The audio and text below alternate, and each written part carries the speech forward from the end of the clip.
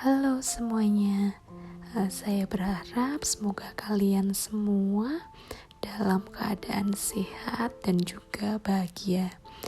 Nah, pada pertemuan kali ini kita akan membahas tentang kepemilikan faktor produksi dan teori HO. Yuk kita langsung ke pembahasannya. Nah, oke.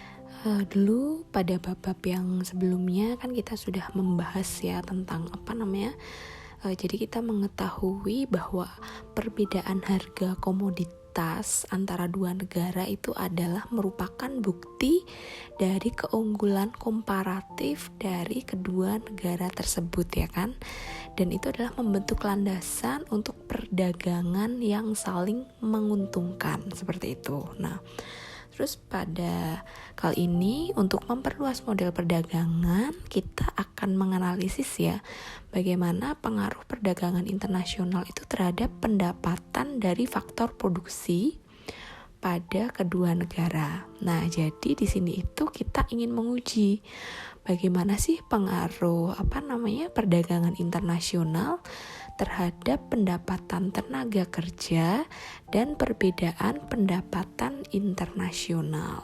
Oke, kali ini kita akan membahas tentang teori Hexer-Ohlin. Nah, atau kita singkat aja nanti menjadi teori HO seperti itu ya. Nah, setiap teori itu biasanya mereka itu akan ada asumsi, ya kan? Nah, jadi di sini teori HO ini nanti adalah akan didasarkan oleh beberapa asumsi ya, dengan tujuan itu apa sih? Tujuan asumsi itu adalah untuk menyederhanakan seperti itu. Nah, nanti biasanya sebagian itu dibuat hanya secara implisit oleh HO seperti itu. Nah, hal ini tidak hanya memungkinkan kita untuk asumsi ini akan bermanfaat ya kan gitu, untuk melihat teori yang akan disajikan ini dalam perspektif yang lebih baik seperti itu.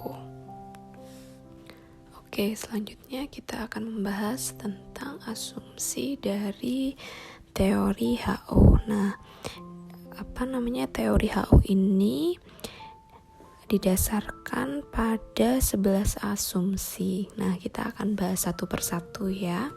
Oke, kita akan bahas dari asumsi pertama, yaitu ada dua negara. Nah, di sini diasumsikan ada dua negara, dua komoditas, dan dua faktor seperti itu. Nah, di sini kita mengasumsikan yaitu hanya ada dua negara, dua komoditas, dan dua faktor seperti itu. Nah, asumsi ini dibuat untuk menyederhanakan gitu ya. Nah, jadi untuk menganalisis teori ini, jadi di sini hanya akan kita bahas yaitu hanya ada ada dua negara kayak gitu ya, dan dua komoditas, dan adanya dua faktor seperti itu. Ini intinya hanya untuk menyederhanakan saja.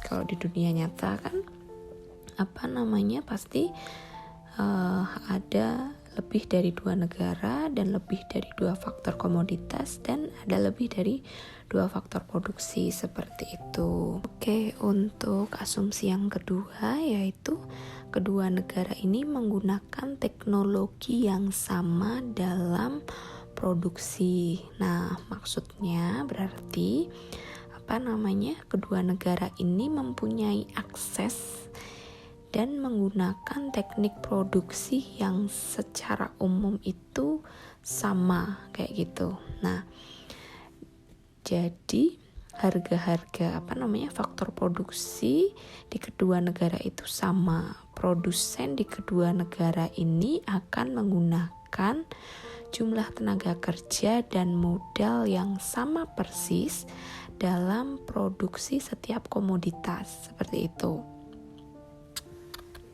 Nah, karena harga faktor produksi itu kan biasanya berbeda. Nah, jadi produsen di negara masing-masing itu akan menggunakan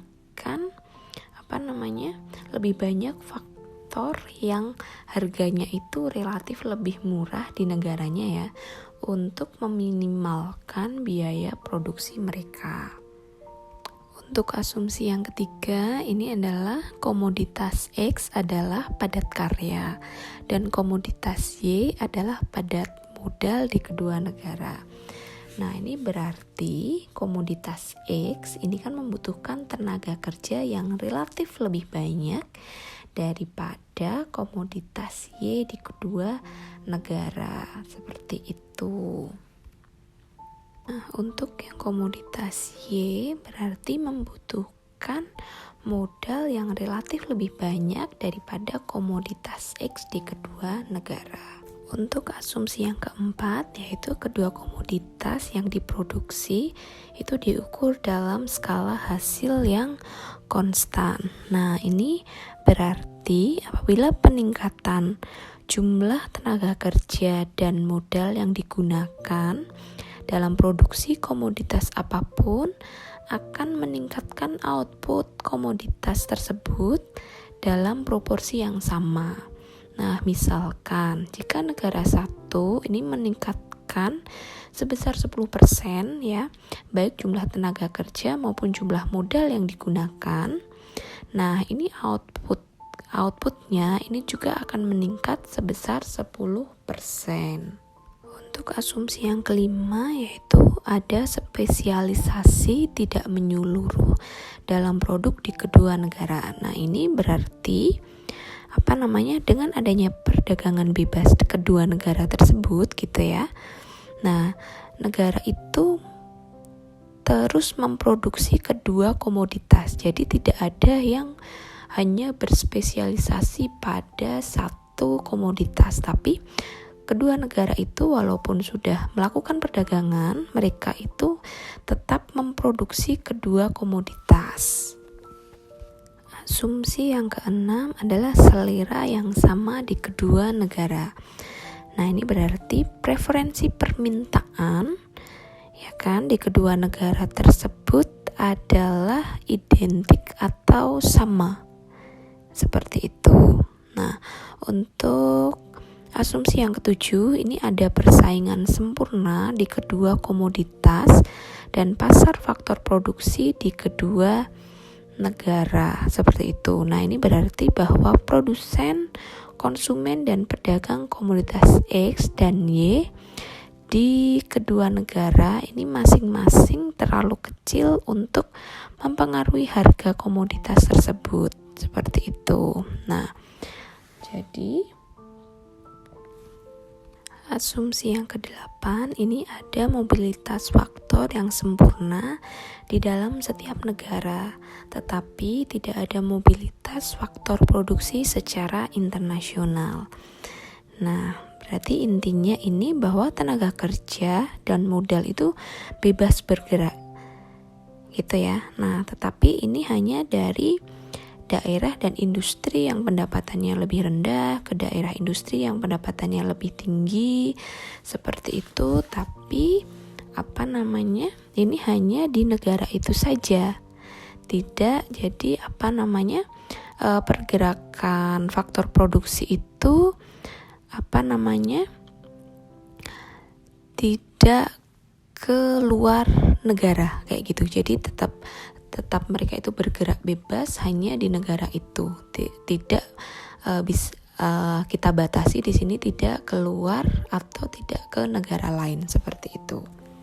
Untuk asumsi yang ke-9, ini tidak ada biaya transportasi, tarif, atau penghalang lain untuk arus bebas perdagangan internasional, seperti itu. Terus yang selanjutnya yaitu asumsi yang ke-10 adalah semua sumber daya sepenuhnya digunakan di kedua negara. Nah, berarti bahwa tidak ada sumber daya atau faktor produksi yang menganggur di suatu negara.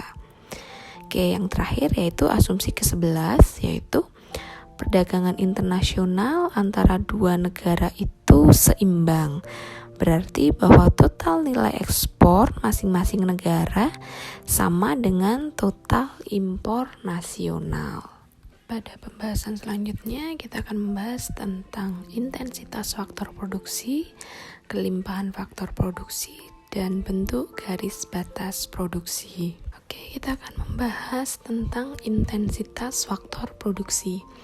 Nah, dalam asumsinya ini kan kita membahas tadi ya, kita membagi negara menjadi dua, dan juga dua komoditas dan juga dua faktor. Nah, dua komoditas ini kita sebut saja X dan Y.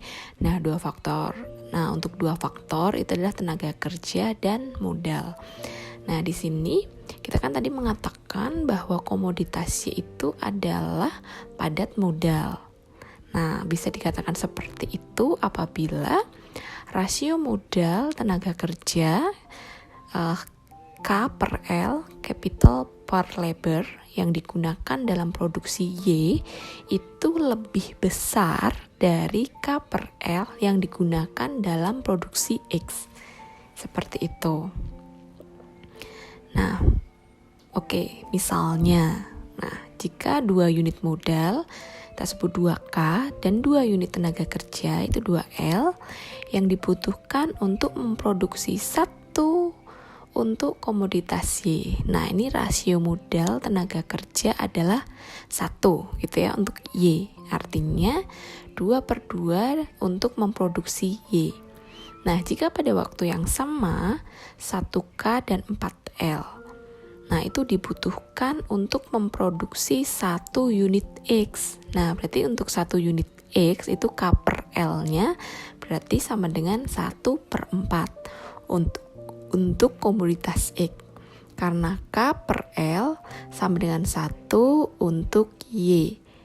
Nah, K per L ini 1/4 untuk X. Nah, karena itu makanya kita bisa mengatakan ya bahwa Y adalah K intensif dan X adalah L intensif. Kenapa? Tadi kalau Y K intensif itu berarti kan untuk memproduksi Y ya kan itu membutuhkan lebih banyak modal. Nah, tetapi untuk memproduksi barang X itu adalah membutuhkan lebih banyak labor seperti itu. Jadi bisa dikatakan X adalah L intensif. Kayak gitu. Nah, selanjutnya kita akan membahas tentang kelimpahan faktor produksi. Nah, dalam menentukan faktor kelimpahan produksi ini kita bisa menggunakan dari dua sisi atau dari dua segi. Nah, yang pertama yaitu dari segi fisik dan yang kedua adalah dari segi harga faktor produksi relatif. Nah, yang dari segi fisik kita bisa melihat dari jumlah modal dan juga jumlah tenaga kerja untuk masing-masing negara. Nah, yang untuk harga faktor produksi relatif kita bisa melihatnya dari harga sewa modal dan harga waktu kerja. Nah, kita akan bahas lebih lanjut tentang yang menurut unit fisik ini. Menurut definisi dalam hal unit fisik ini, misalkan negara 2 itu memiliki modal yang berlimpah, ya kan? Jika rasio dari jumlah total modal dengan jumlah total tenaga kerja TK per TL tersedia di negara 2 itu lebih besar daripada di negara 1. Seperti itu. Jadi yaitu jika tenaga kerja per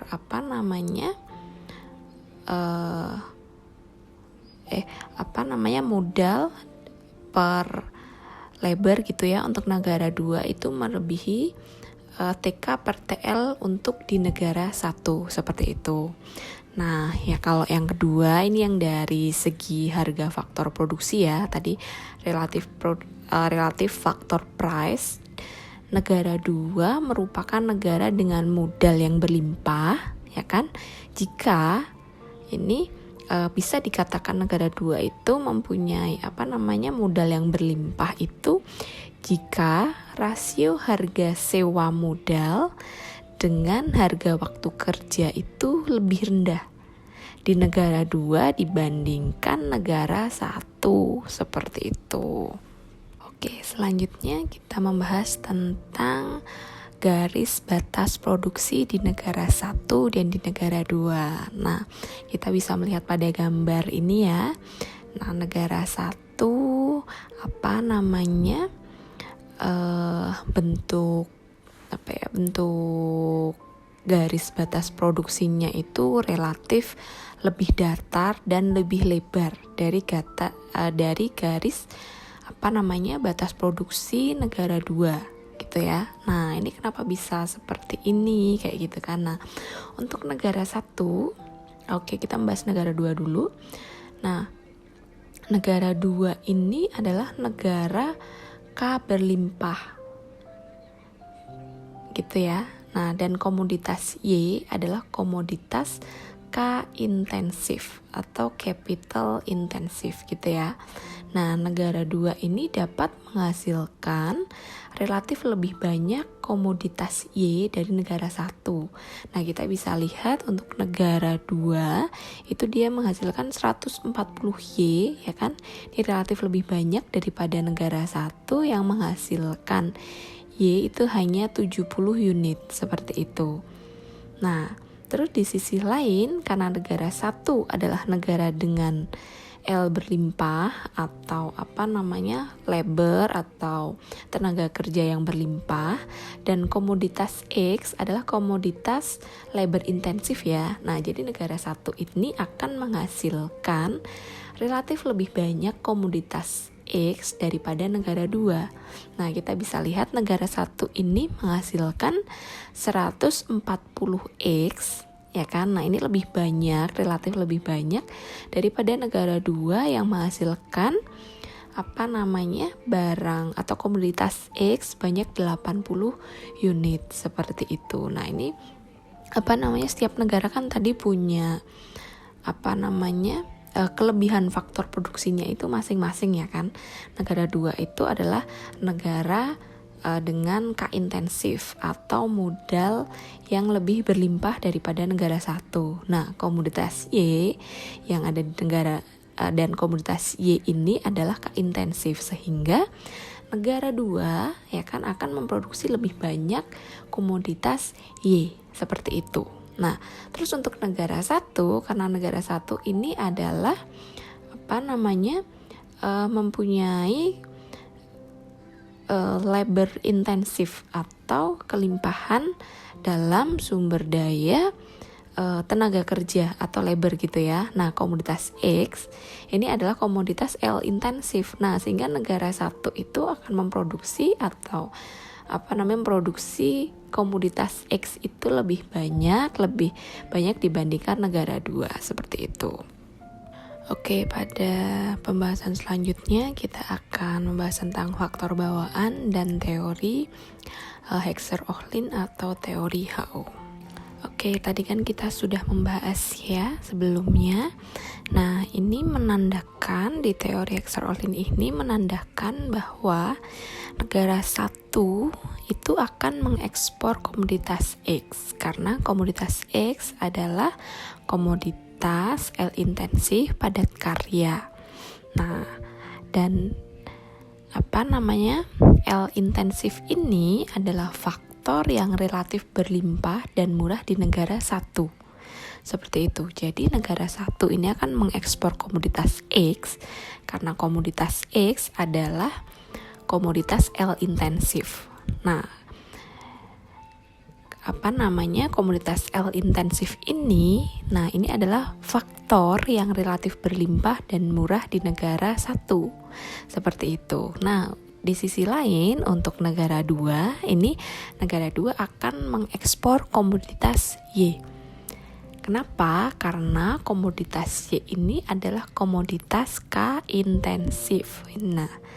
Nah, K intensif ini adalah faktor yang relatif berlimpah dan murah di negara 2 seperti itu. Jadi tadi negara 1 itu mengekspor komoditas X karena komoditas X ini adalah komoditas L intensif. Nah, L intensif ini adalah faktor yang relatif berlimpah dan murah di negara 1 seperti itu. Jadi negara 1 adalah ekspor komoditas X. Nah, sebaliknya, karena di negara 2 itu adalah mengekspor komoditas Y, karena komoditas Y ini adalah komoditas K intensif. Nah, K intensif ini adalah faktor yang relatif berlimpah dan murah di negara 2, seperti itu. Nah, sehingga dari semua kemungkinan atau alasan ya untuk perbedaan harga komoditas relatif dan keunggulan komparatif antar negara, teori HO ini mengisolasi perbedaan dalam kelimpahan faktor produksi relatif atau faktor produksi bawaan antar negara sebagai penyebab dasar atau penentu keunggulan, seperti itu. Nah, untuk selanjutnya, model HO ini sering disebut sebagai faktor produksi proporsi atau faktor produksi bawaan atau faktor proportion or faktor endowment teori. Nah, ini artinya setiap negara ini mengkhususkan diri dalam produksi dan ekspor komoditas yang intensif dalam faktor produksi yang relatif berlimpah dan murah, seperti itu. Nah, jadi suatu negara tadi negara 1 dan 2, dia akan mengkhususkan diri dalam memproduksi dan mengekspor komoditas itu yang baik L intensif maupun K intensif, ini yang faktor produksi tersebut ya yang relatif berlimpah dan murah, seperti itu. Nah, dan negara 1 dan 2 ini akan mengimpor komoditas yang intensif dalam faktor produksi yang relatif langka dan mahal. Jadi seperti tadi di awal ya, negara 1 akan mengekspor komoditas X. Nah, karena komoditas X ini adalah L intensif. Nah, L intensif ini negara 1 ini adalah berlimpah di L intensif, seperti itu.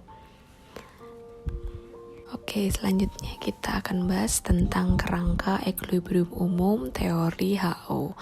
Nah, ini ada gambar 5.3 ya. Ini gambar 5.3 itu menunjukkan bagaimana semua kekuatan ekonomi itu bersama-sama menentukan harga komoditas akhir. Nah, yuk kita coba untuk menjelaskan gambar 5.3 itu ya. Nah, ini untuk gambar ini kita mulai dari yang sudut paling kanan bawah. Nah, itu adalah distribusi kepemilikan faktor produksi, ya kan?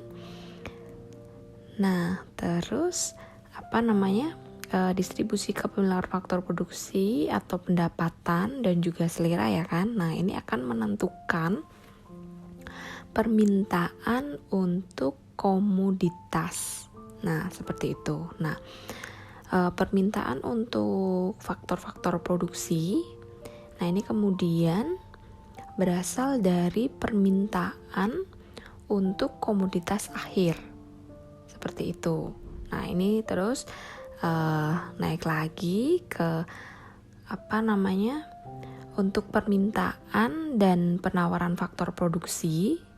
Ya kan, untuk permintaan dan penawaran faktor produksi ini akan menentukan harga dari faktor produksi gitu. Jadi permintaan faktor produksi dan penawaran faktor produksi ini akan menentukan harga faktor produksi. Nah, setelah itu harga faktor produksi dan juga teknologi ini akan menentukan harga komoditas akhir, seperti itu. Nah, ini kan dari awal tadi akan saya ulang. Nah, distribusi kepemilikan faktor produksi atau pendapatan dan juga selera ini akan menentukan permintaan untuk komoditas. Nah, setelah itu permintaan untuk faktor-faktor produksi kemudian itu berasal dari permintaan untuk komoditas akhir. Nah, di sini permintaan dan penawaran faktor produksi ya. Nah ini permintaan dan penawaran faktor produksi, dia akan menentukan harga faktor produksi seperti itu. Nah, setelah itu harga faktor produksi dan juga teknologi ya. Nah, itu mereka akan menentukan harga komoditas akhir. Nah, oke, untuk ilustrasi teori Hexer-Ohlin kita bisa melihat gambar pada 5.4 ini. Nah, di sini kita bisa melihat ya, gambar ini itu menunjukkan ya kan batas produksi pada negara 1 dan negara 2. Nah, tadi kita sudah membahas kan ya sebelumnya, garis batas produksi negara 1 itu mendekati sumbu X karena komoditas X itu adalah L intensif. Ya, seperti itu. Nah, negara 1 adalah dengan L berlimpah. Seperti itu. Nah, dan kedua negara ini menggunakan teknologi yang sama. Nah, selain itu, karena kedua negara ini kita asumsikan juga memiliki selera yang sama. Dan mereka juga menghadapi kurva indifferent yang sama, seperti itu. Nah, untuk negara 2, garis batas produksinya ini lebih mengarah ke komoditas Y, ya, karena komoditas X itu adalah komoditas K intensif, begitu ya. Nah, jadi ini untuk gambar ini negara 1 dan negara 2. Nah, untuk kurva indifferentnya ya kan, dia adalah berada pada titik singgung kurva indifferent 1 itu di titik A dan juga A aksen. Seperti itu. Nah, untuk kurva indifferent 2 ini ada di atasnya kurva indifferent 1, tetapi ya kan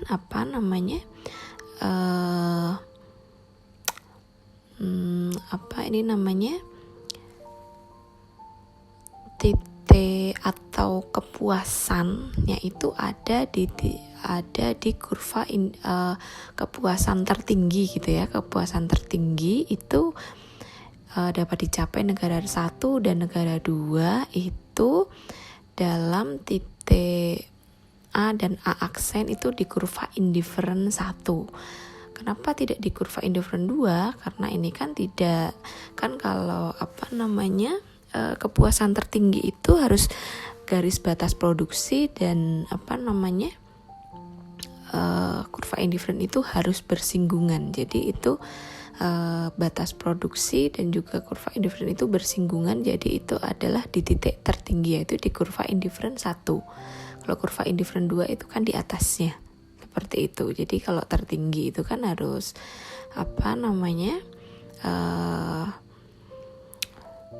batas produksi dan juga kurva indifferent itu harus bersinggungan. Jadi kurva indifferent tertinggi ini dapat dicapai gitu ya, tadi ya di titik A dan A aksen, seperti itu. Nah, itu dalam kondisi isolasi atau autarki atau tidak adanya perdagangan, seperti itu.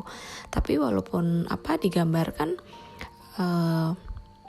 perlu diperhatikan juga, meskipun kita itu diasumsikan kedua negara ini memiliki selera yang sama atau kurva indifferent yang sama, yang identik. Nah, tapi tidak, sebetulnya kan kalau di dunia nyata itu kan tidak harus selalu sama ya untuk selera atau kurva indifferentnya. Nah, kenapa ini di gambar ini disamakan, itu hanya untuk menyederhanakan gambar saja, seperti itu. Nah, tadi kan kita titik singgung kurva indifferent 1 itu di titik A dan A aksen. Nah, ini mendefinisikan kondisi di mana perdagangan itu tidak ada. Tadi saya bilang ya, tidak ada perdagangan atau autarki. Nah, jadi equilibrium harga komoditas relatif PA di negara 1 dan PA aksen di negara 2 gitu ya. Karena PA ini PA aksen gitu ya. PA aksen itu lebih PA aksen lebih kecil. PA lebih kecil dari PA aksen gitu ya. Negara satu jadi memiliki keunggulan komparatif dalam komoditas X, dan negara 2 ini memiliki keunggulan komparatif dalam komoditas Y gitu ya. Kalau negara 2 ini keunggulan komparatifnya di komoditas Y, kalau negara 1 itu adalah komoditas X, seperti itu. Nah, untuk gambar yang di sampingnya, nah ini adalah sudah adanya perdagangan. Kalau yang gambar di sebelah kiri gitu ya, gambar 54 di sebelah kiri itu kan belum adanya perdagangan atau autarki. Nah, sedangkan kalau gambar yang di sebelah kanan ini sudah adanya perdagangan gitu ya. Nah, sehingga tadi kan kurva indifferentnya atau tertinggi itu adalah di equilibriumnya itu ada di kurva indifferent 1. Nah, tapi kalau sudah adanya perdagangan, nah ini ada di kurva indifferent 2 atau di E sama dengan E aksen. Jadi lebih tinggi atau bisa melebihi dari batas kemungkinan produksi dari masing-masing negara, seperti itu. Pada selanjutnya ini kita akan membahas mengenai teori penyeimbangan harga faktor produksi. Nah, ini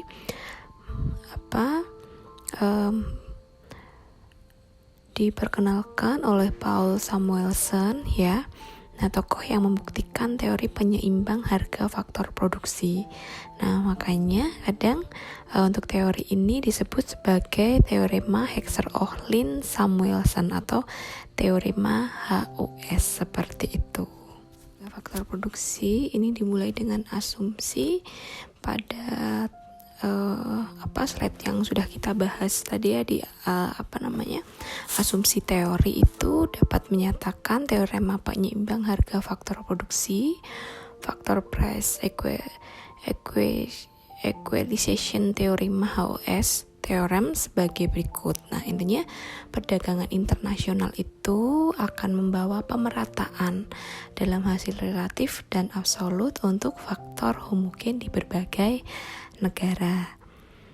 Nah, dengan demikian perdagangan internasional adalah pengganti mobilitas internasional dari faktor produksi. Nah, untuk faktor produksi homogen di berbagai negara ini maksudnya yang pertama adalah misalnya upah tenaga kerja itu homogen. Nah, homogen di sini upah dari misalnya tenaga kerja dengan tingkat keahlian, keterampilan dan produktivitas itu sama, upahnya itu sama gitu. Tapi itu juga tetap diperhatikan juga tenaga kerjanya itu dengan tingkat keahlian, keterampilan dan produktivitas yang sama, itu akan upah tenaga kerjanya itu sama gitu.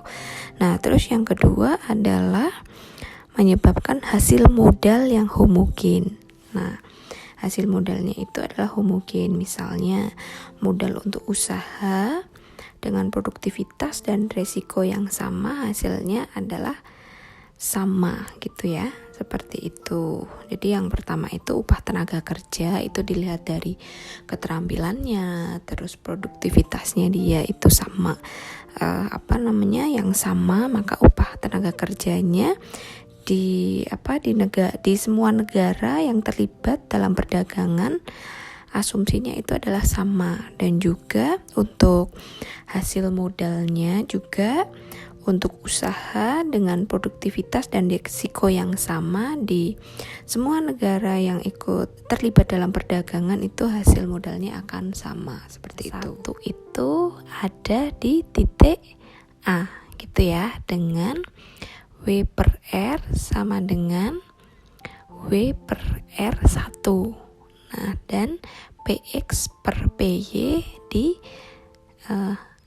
titik PA gitu ya. Nah, untuk negara 2 itu pada titik A aksen dengan W di titik WR2 gitu ya, dan PX per PY ada di PA aksen gitu. Karena gitu ya. Nah, karena W per R itu lebih rendah di negara 1, karena W per R negara 1 itu ada di W per R 1 ya kan, lebih rendah di negara 1 dibandingkan negara 2. Nah, terus PA ini lebih rendah dari PA aksen, ya kan? Sehingga negara 1 ini itu memiliki keunggulan komparatif dalam komoditas X. Nah, setelah itu negara 1 ini akan mengkhususkan diri ya dalam memproduksi komoditas X. Nah, dengan adanya perdagangan dan meningkatkan permintaan tenaga kerja relatif terhadap modal, W per R menjadi naik gitu ya. Oke, nah terus selanjutnya ini untuk negara 2, negara 2 ini kan akan mengkhususkan diri dalam produksi komoditas Y dan meningkatkan permintaan relatif untuk modal R. Nah, jadi R per W naik. Dengan kata lain, W per R itu akan jatuh. Nah, hal ini akan berlanjut sampai di titik B sama dengan B aksen, di mana ini B sama dengan P aksen gitu ya, dan WR sama dengan W per R bintang di kedua negara, seperti itu. Oke, di pembahasan yang sebelumnya kita kan tadi membahas tentang efek dari perdagangan internasional pada perbedaan harga faktor produksi antar negara-negara. Nah, di bagian ini kita akan menganalisis gitu ya pengaruh perdagangan internasional itu terhadap harga faktor produksi relatif dan pendapatan di setiap negara gitu. Nah, kita lanjut. Nah, misalkan gini ya, di negara maju, misal ada Amerika, Jerman, Jepang, Prancis gitu ya, biasanya kan mereka adalah faktor modalnya itu relatif berlimpah gitu ya. Nah, dalam contoh misalnya negara 2 gitu. Nah, untuk perdagangan internasional itu cenderung mengurangi pendapatan real tenaga kerja dan meningkatkan pendapatan real pemilik modal, ya kan? Karena negara 1 itu kan lebih banyak menggunakan modal relatif daripada tenaga kerja. Jadi mengapa di sini pendapatan real pemilik modal itu akan meningkat gitu ya daripada pendapatan real dari tenaga kerja, seperti itu. Nah, jadi ini menyebabkan ya mengapa serikat buruh di negara-negara maju itu umumnya mendukung pembatasan perdagangan, seperti itu. Nah, tetapi kalau di negara-negara kurang maju atau negara-negara berkembang gitu ya, misalnya ada India, Mesir, ada Meksiko gitu misalkan ya. Nah, kan mereka adalah tenaga kerja adalah faktor produksi yang cukup berlimpah. Nah, seperti itu. Nah, perdagangan internasional ya kan, dengan adanya perdagangan internasional itu akan meningkatkan pendapatan real tenaga kerja dan mengurangi pendapatan real pemilik modal. Jadi berkebalikan. Jadi kalau di negara maju itu serikat buruh gitu ya, di negara-negara maju itu cenderung mendukung pembatasan perdagangan, seperti itu. Tetapi kalau untuk yang di negara berkembang justru kalau adanya perdagangan internasional ini ya kan, itu akan meningkatkan pendapatan real tenaga kerja, seperti itu. Nah, untuk pembahasan selanjutnya kita akan membahas tentang pengujian empiris teori HO. Oke, pengujian empiris teori HO ini dilakukan oleh Leontief, seorang pelopor dalam analisis input output atau IO gitu ya. Nah, untuk melakukan studi empiris ini Leontief menguji prediksi HO dalam data Amerika Serikat tahun 1947. Nah, Amerika Serikat itu diasumsikan ya kan sebagai negara yang memiliki modal lebih banyak gitu ya, dan tenaga kerja yang sedikit dibandingkan negara-negara lain. Nah, sehingga berdasarkan teori HO gitu ya, maka ekspor AS itu akan terdiri atas barang-barang yang padat modal, dan sebaliknya Amerika akan mengimpor barang-barang yang padat karya. Nah, setelah diuji, ini hasil dari pengujian yang diperoleh ya kan. Ternyata Amerika itu cenderung ekspor produk itu yang padat tenaga kerja, bukan yang padat modal, dan mengimpor produk yang padat modal seperti itu. Berarti kan ini sepertinya ada keterbalikan gitu ya dari teori HO. Nah, kesimpulan tersebut ini sebenarnya bertentangan dengan teori HO yang sering dikenal dengan Leontief paradox gitu. Nah, tetapi munculnya paradoks tersebut, ada beberapa ekonom sebetulnya yang mengasumsikan bahwa